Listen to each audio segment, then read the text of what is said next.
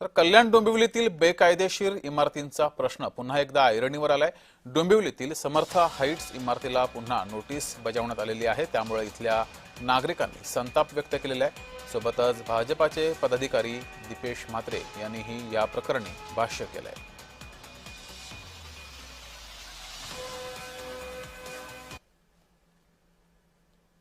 65 इमारतींमधली समर्थ complex या इमारतीला पुन्हा एकदा महापालिकेच्या अधिकाऱ्यांकडून नोटीस देण्यात आली आहे। महाराष्ट्राचे लाडके मुख्यमंत्री देवेंद्र फडणवीस साहेब व त्याचबरोबर आमचे महाराष्ट्राचे प्रदेश अध्यक्ष रवींद्र चव्हाण साहेब यांनी या सर्व लोकांना आश्वस्त केलं होतं की आम्ही कुठल्याही बिल्डिंगवरती कारवाई करणार नाही आणि कारवाई होऊन देणार नाही, कारण या लोकांची फसवणूक झालेली आहे।